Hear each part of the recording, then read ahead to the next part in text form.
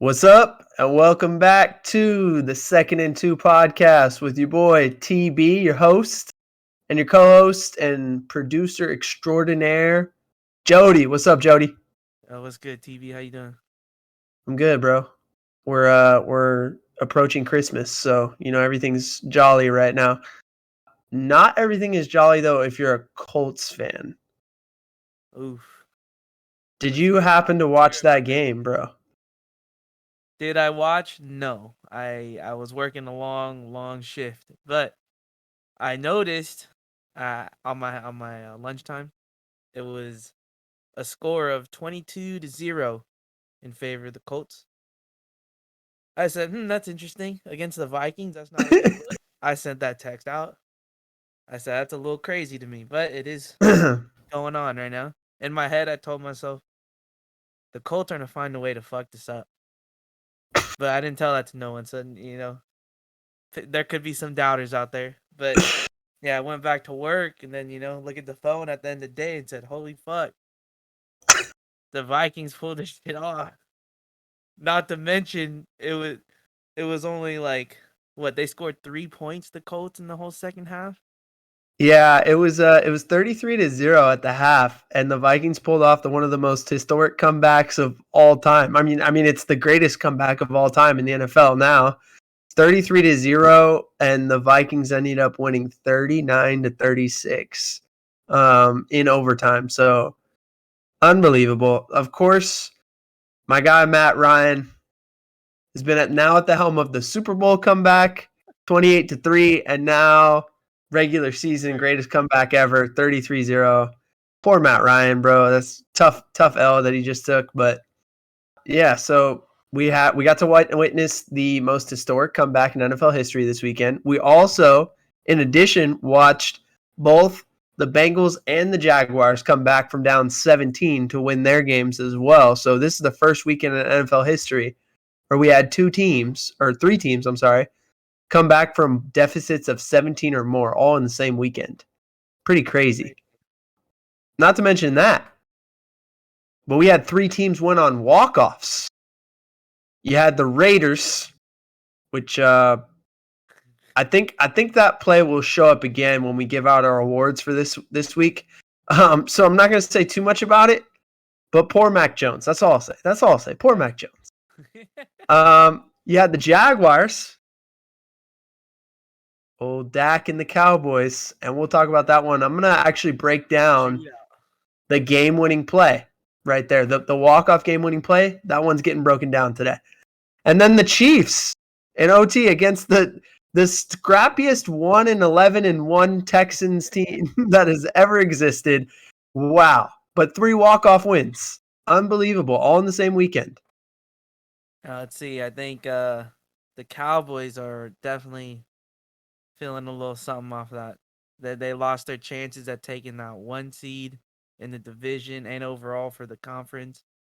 But I mean, they are guaranteed the playoffs, so They did make the playoffs, but yeah, as you mentioned, like real slim shot of actually winning their division. I think they would have to win out and the Eagles would have to lose out for that to happen. But in other news, Eagles Cowboys, that game is this week. Jalen Hurts. They're saying Jalen Hurts has a shoulder injury. Looking like he might not play, which means we might get to see the stash. Yeah, Gardner Minshew, bro. Gardner Minshew is probably going to play versus the Cowboys this week to lock up the division, bro. That is going to be fun. I mean, the Cowboys are also pretty banged up. They'll be missing Leighton Vander Esch. So, I mean, this is playoff time right here. We're down to the last stretch, the last 3 weeks, and it's going to be tough for the Eagles to not have Hurts. I mean, I think everyone's talking about that guy as the MVP right now, so he's played at that kind of level this year. For the Eagles to not have him in a game where they need to seal the division, that's tough. But I do think Gardner Minshew is a reliable backup. I mean, yeah, it's gonna be tough for him. It's been like what, almost a little over a year now since he's had to start. So I Yeah. mean, we'll see how it is coming back. I know when he was down in Jacksonville, he was lighting things up here and there. He can make plays for sure. I mean, he's clearly still a backup, but Yeah. Yeah, I think Playing down in Dallas might have a little effect on that. Who knows? Yeah, and I think he's the kind of guy that you like having as a backup, just because, like you said, he has the propensity to go in and light it up, and I think in short spurts he can be pretty good for you. So Yeah. it's definitely no guarantee now that like, oh, okay, the Eagles are missing Hurts, that the Cowboys just waltz into this week and win the game. I think this is it's a pivotal game from the standpoint of, I think if you're the Eagles, you'd like to lock it up right now and then be able to rest your players the next couple weeks if you so chose to.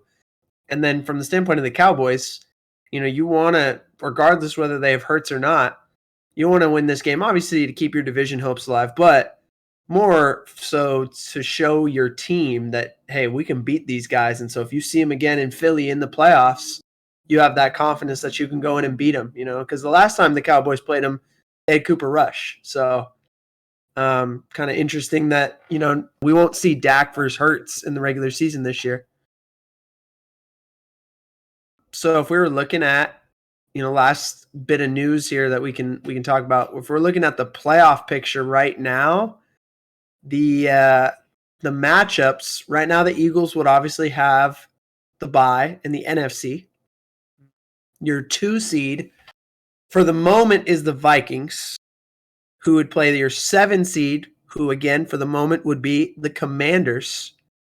Look out for the Seahawks and the Lions vying for that last spot there. And then the 3 seed right now will be the 49ers, and their 6 seed that they would play would be the Giants. And then the 4 seed would be whoever wins the NFC South. Right now, I guess the Bucks. No one wants that division.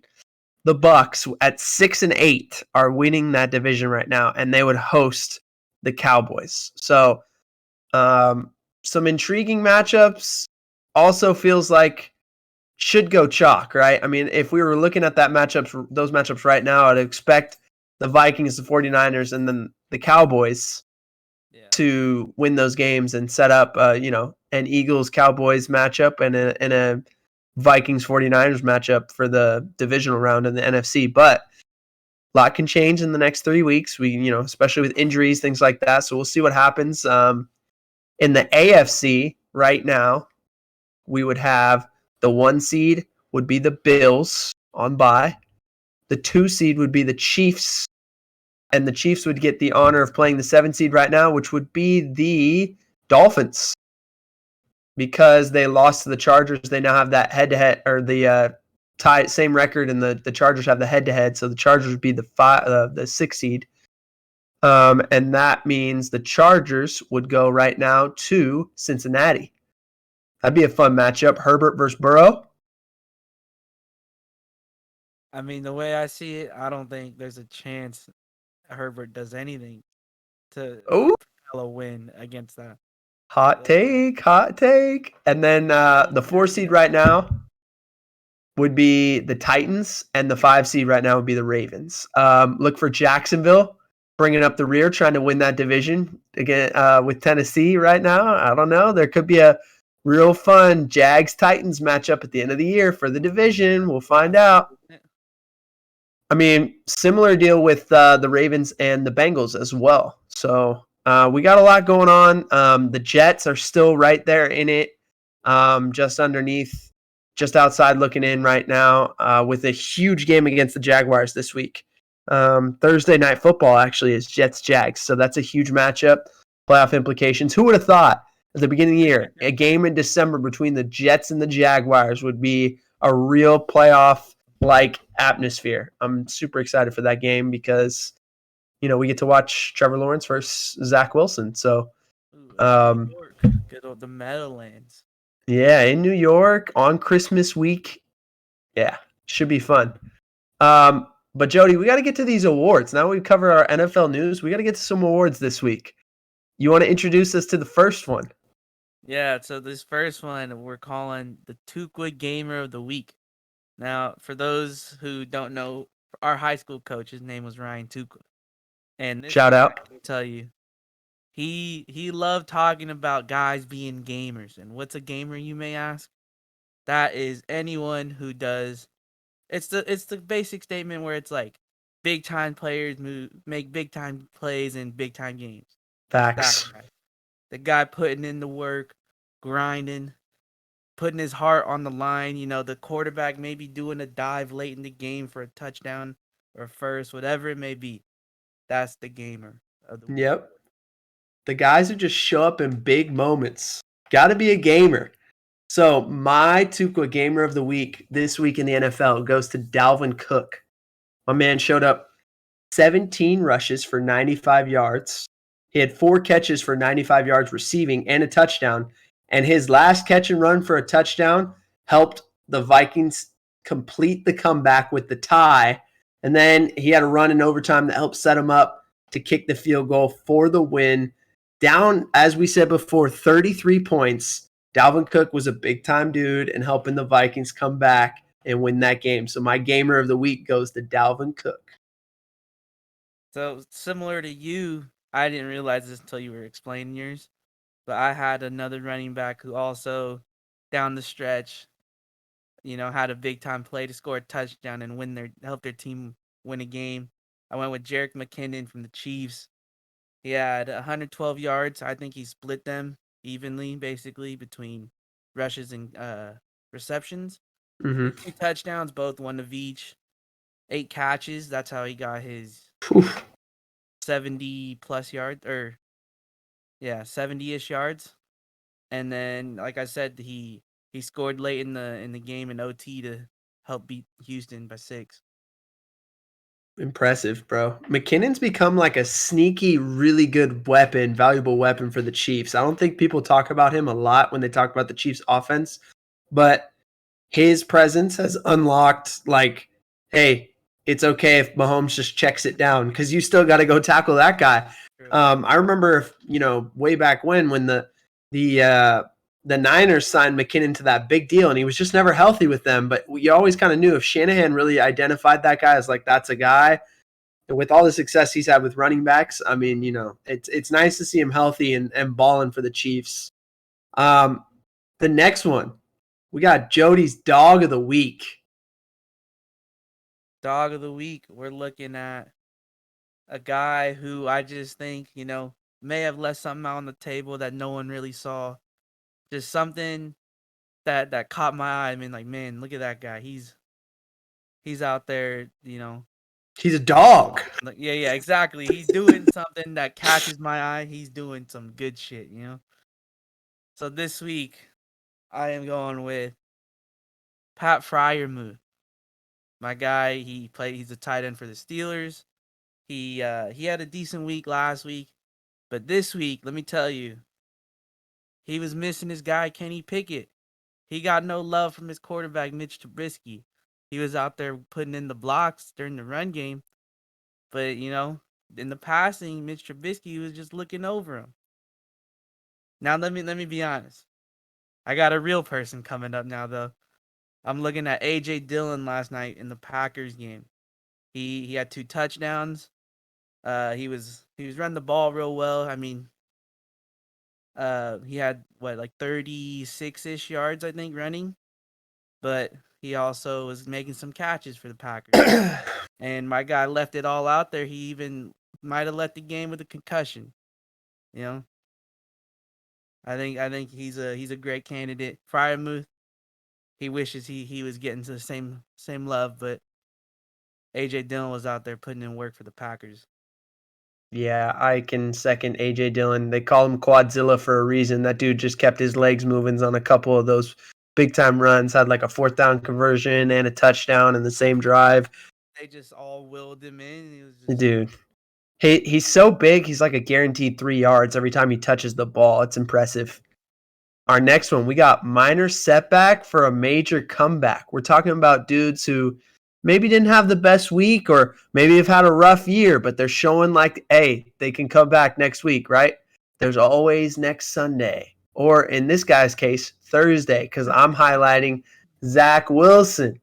Yep, the number 2 pick of the New York Jets, who has had a rough first 2 years in the NFL. Recently, obviously, was benched for Mike White. Mike White performed pretty well. Everyone was loving that he was playing so well.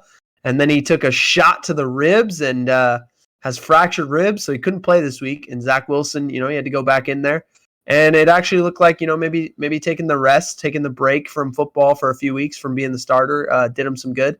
He went 18 for 35 for 317 yards, 2 touchdowns, and 1 pick, despite the close loss to the Lions. But I thought he looked a lot better. Footwork looked a little improved. He still, and I think that you have to take some of this. He still makes some throws where you're like, whew.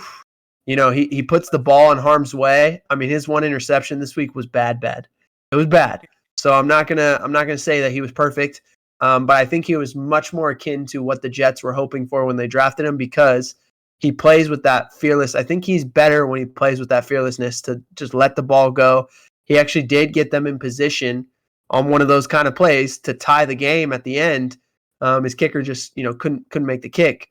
But it was because of his athleticism and his arm strength that they actually were in that position. So minor setback, major comeback, Zach Wilson. We'll see how he plays Thursday against the number 1 pick in the same draft, number 1 versus number 2, Trevor Lawrence. So really excited to watch that Thursday night. Yeah, I will say there was also people were questioning his coach's decisions too, not using the timeouts till it was almost too late. Yeah, there was a Definitely willed that team to victory. little game management stuff. It was one of those ones where Saleh, they actually ended up going home with a timeout.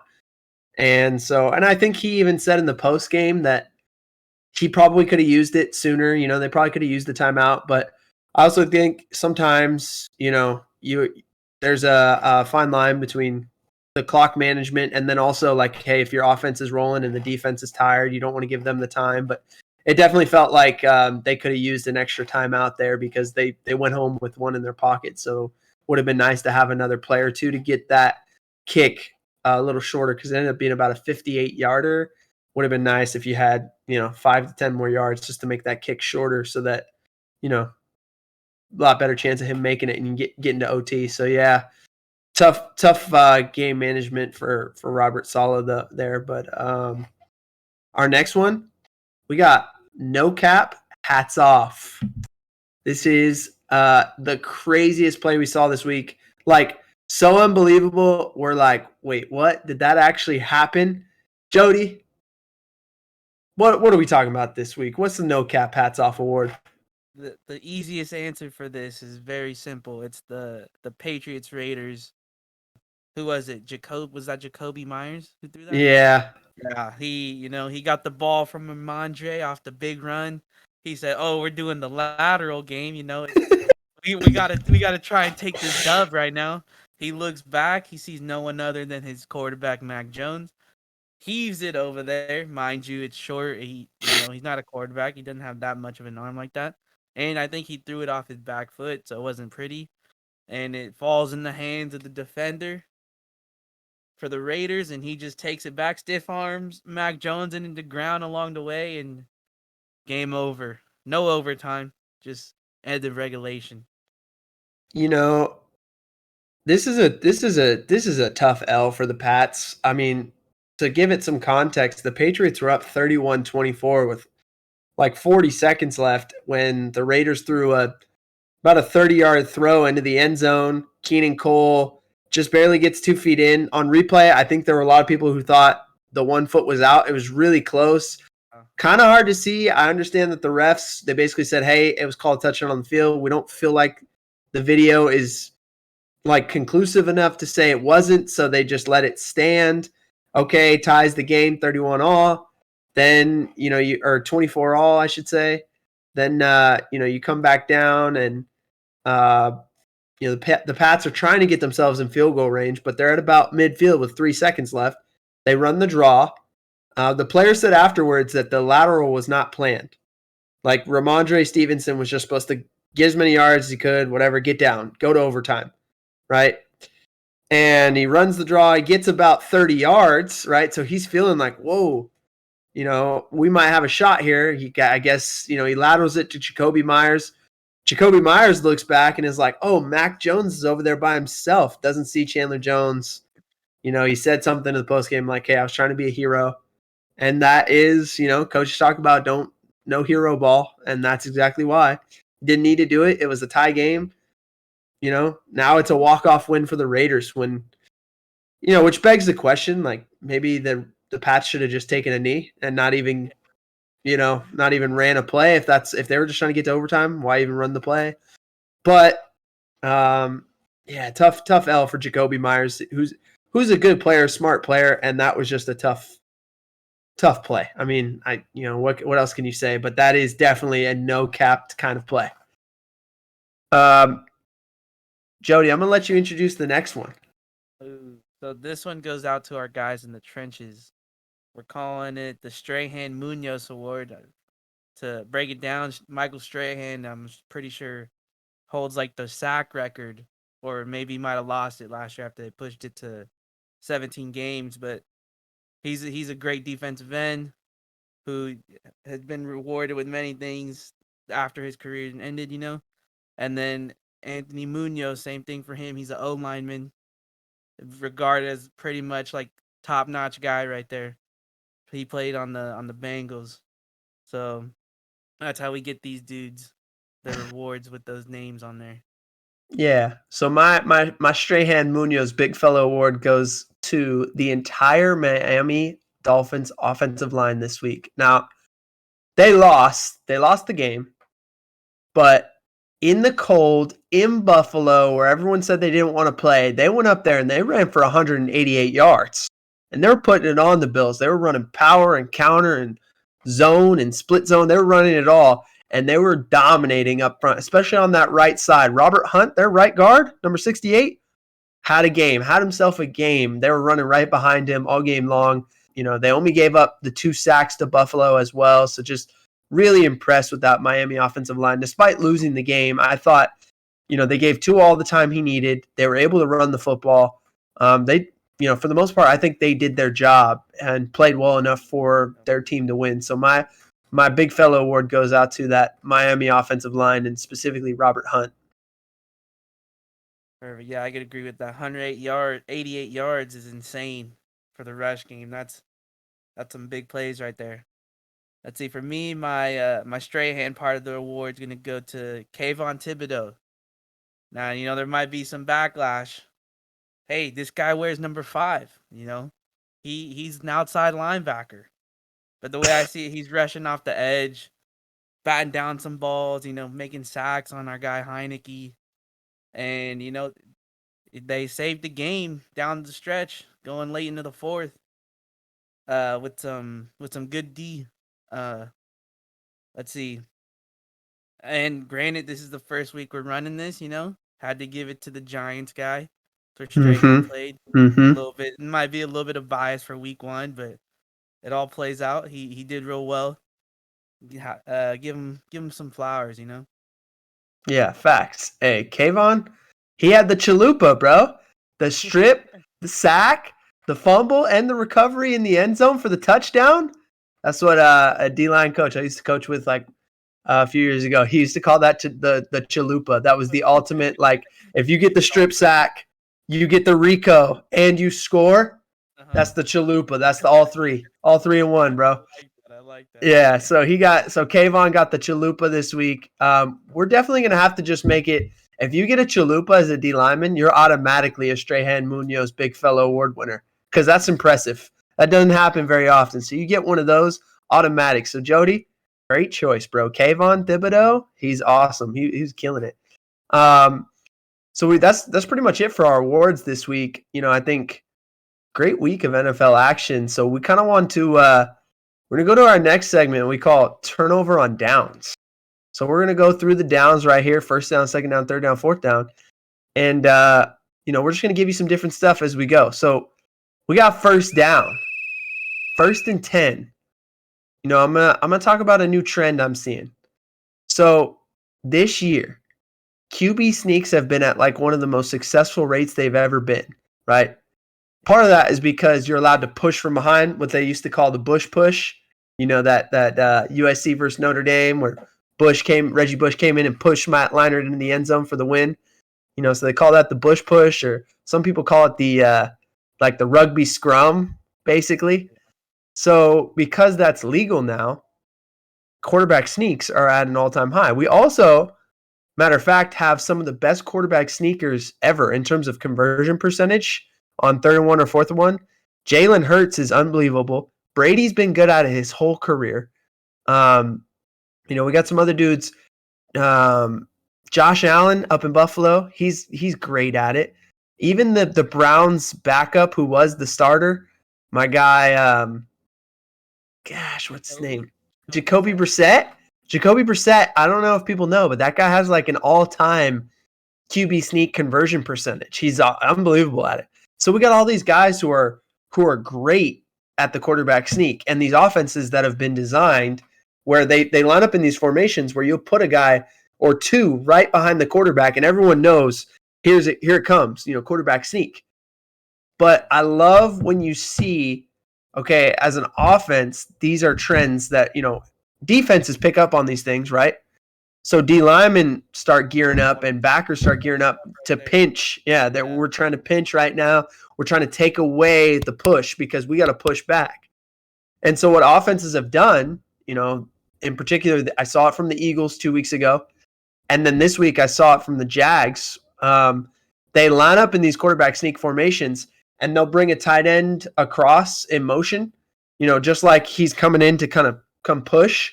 And instead it's like quick toss or quick pitch outside right now because they know defenses are pinching in, right, to stop quarterback sneak. You get it around the outside and it ends up being a big play on a 3rd and 1 or 4th and 1. So just a trend that I'm noticing is the dominance of quarterback sneaks, how that's allowed offenses to be more creative on 3rd and 4th and short because of that rule change, the ability to kind of push quarterbacks right now. So never been harder than right now to play defense on 3rd and 1 or 4th and 1 because, you can't really win there. You got to gear up. If you want to stop that push, you better put everyone there. And if you don't, they're going to get the yard anyway. But now, you start gearing up for that. Now offenses are going to, motion you and throw stuff outside on you. So, just something I noticed this weekend. If you don't mind me adding on to your trends of the QB sneaks, I feel like I've been seeing people like take it to like the tackle for the yeah. They'll move. He'll take the snap and move with it. Yeah. Yeah, that's one thing I've seen too. For 2nd down, we're rolling with my bets looking ahead for the week. So this week, I'm giving you a quick couple. I got where'd I put them? Oh, right here. I got the Lions -3 versus the Panthers. Lions are still fighting for a chance to get into the playoffs, playing great ball. I think they're 7 wins out of 8, the last 8, I believe. Panthers, I believe they're coming off a loss this week. Couldn't tell you the score.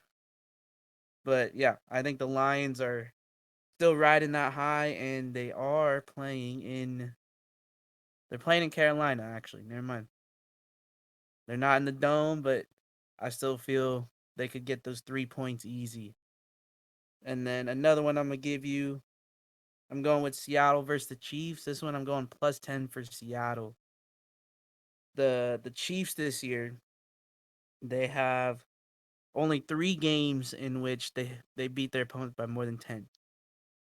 Week 1 versus the Cardinals, Week 7 versus the Niners, and then Week 12 versus the Rams. So the way I see it is just great play for Seattle. They're looking to bounce back a little bit. They fell off the last couple weeks, but they're still doing well. They just, I feel like they could just keep it a tight, close game. Doesn't have to be like a 3-point game. It just has to be 9. Yeah, I got you. Very doable. All right, hey, 3rd down. So I'm gonna break down a couple. Come on. I'm gonna show you guys something. Here we go. We're gonna break down a couple critical 3rd downs from games this week, and hopefully this will let me share the screen here, so you should be able to see that. Jody, you got me? Yep. We're rolling. All right. So, whoa. We don't want that. All right, here we go. So we'll set the screen here. You see it in full screen here? Yes, sir. All right, so this was a critical 3rd and 4 during the Seahawks and Niners game from Thursday Night Football. The Niners won, which sealed up the division, locked it up for them. So we got 3rd and 4, right? So the first thing I want us to look at, one, Seattle's in what we call 2-by-2 formation. So it's doubles, 2 receivers here, 2 receivers here. And because they're tight like this, we call that a cluster, just to note that there's tight splits here. Usually when receivers are tight like that in their alignment, something's going to happen. A lot of times you're going to get some kind of crossing pattern happening with that. Now, defensively, first thing we're going to look at is the D-line's alignment. So what they lined up in is what we call overload. So you've got a 1 technique, a 3 technique, and a 5, or in this case, a wide 9, right? So the 1 is shaded on this side of the center, the 3 is on this side of the outside shade of the guard, and then the 9 is obviously outside the tackle. Then Bosa, they put Bosa by himself backside with the tackle. So what they're trying to do is ensure, one, that you're going to slide your protection this way, gives Bosa one-on-one right now. And then 2, they're going to run we'll see later, they're going to run a little game up here between their 3 technique and the 9. And we'll get to that in a little bit here. Next thing is this. They're going to show 1 high safety, right? Which generally 1 high safety means either you're giving a cover 1 look or a cover 3 look. So Geno can look at 1 high safety and say, okay, I'm getting either man or I'm getting some kind of cover 3. But you can see the safeties are bailing out now. So he's going to bail this way to this half. And now he's coming from kind of that hole that he was in and bailing back out to that half, right? So now we're going to get to 2 high. So they're eventually actually going to get into a Tampa 2 look, what we call Tampa 2, right? So this is the route concept that Seattle's running. They're running a variation of smash on both sides. They're going to run kind of the smash switch here, where actually the outside route is going to become the corner and the inside route's going to become, the hitch or like the controlled slant here. On the opposite side, they're running just with the slot fade instead of the actual corner. They're going to run the slot fade, and then again, he's going to run the hitch, and they're releasing the back. So it's a 5-out concept from Seattle. They're going to release the back into the flat. Now, in terms of the Niners, the way that they end up playing this, they cover everything beautifully. I mean, you're going to see it in a second. This is what we call, maybe the D-line would disagree, but I thought this was a coverage sack all the way because they force Geno to hold the ball. So you'll see it in a second, right? The corner's playing the flat. Both corners are playing in the flat. Safeties are playing the halves, right? This is what we call the pipe player in Tampa 2, right? He's running the pipe, and he's going to flip his hips open to where Geno's looking. So his hips are open this way because this is what route Geno was looking at, right? And then the hook defenders, they're sitting right in the windows, right? I mean, look how beautifully these 2 guys play it. They're both at 7 yards of depth, right? And he's just inside the hash because of where the ball was, or just outside the hash. And then he's just inside the numbers, again, because of where the ball was. But they feel it beautifully. They sit right in the windows. There's nowhere for Geno to throw. They basically have both vertical routes doubled. They have both the sit routes covered with their hook defenders. And then even if he wants to throw this route, he's in position where he can break this way right now, the corner, right? So for Geno's read is 1 to 2, right? And then if he wants to come back over here, 1 to 2, or he's got his check down. Even if he had made it to his check down, this is probably a catch and tackle with no yak because of the way this guy's hips are open to make that play. He may even be able to get there to knock it down or pick it. But you can see by the time we even get there, look what's happening to Geno. Sack, right? I mean, just beautifully played defense by the Niners. You can see it from this angle. So they run, told you guys at the start of this, they're going to run a game with their D-line, right? So the 1 technique is going to cross the center's face. His job is to occupy that center, to bring that center with him.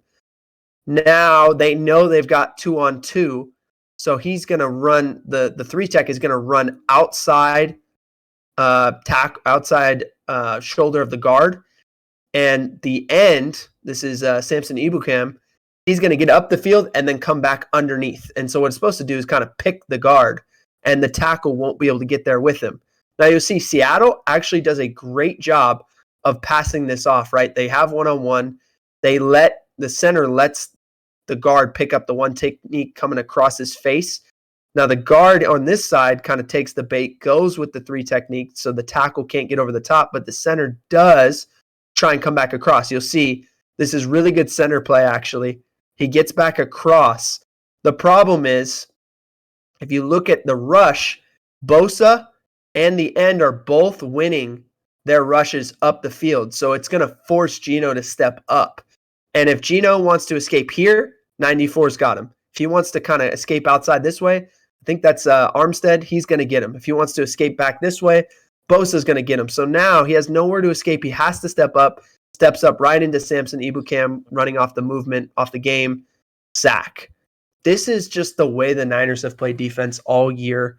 It's quite frankly, it's beautiful. It's beautiful matching up coverage with what you're doing up front, on a 3rd and 4. And this is why their defensive coordinator is really getting love right now to be a head coach in this next coaching cycle, because this is just what they've looked like week in and week out. I mean, they have talent everywhere, but schematically, they're just matched up with what they do.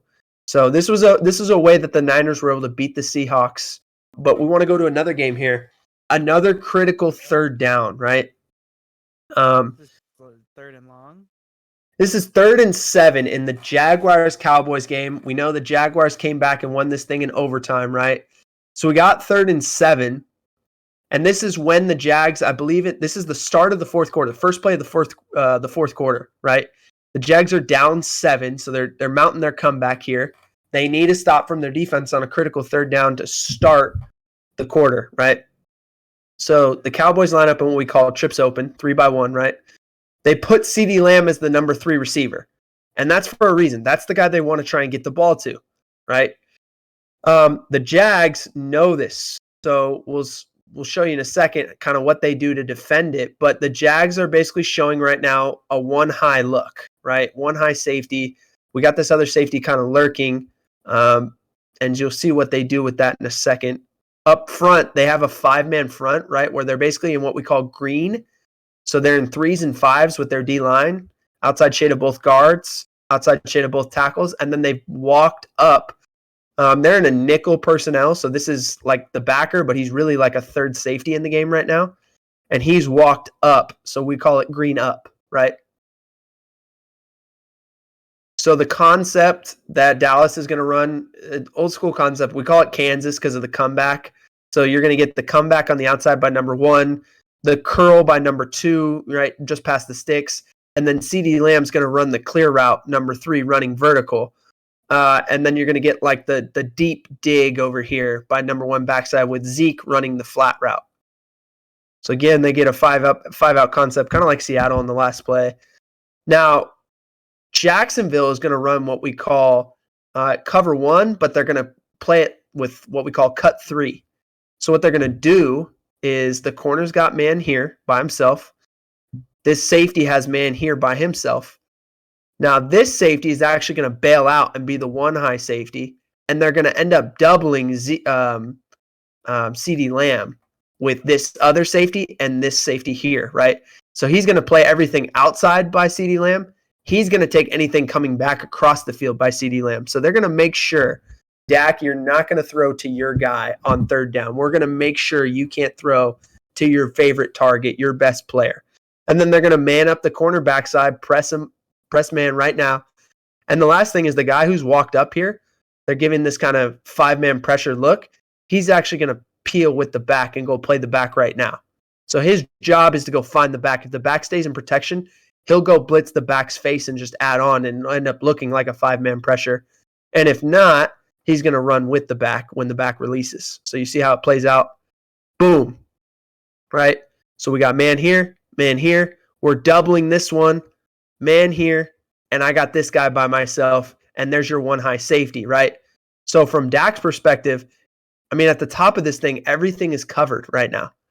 Where can he go with the football, right? Unless he threw with great anticipation and had the arm to get this thing out here to the comeback, even then, that's a really far throw. He better zip that thing. And so you can see why he pulls it down and he runs, right?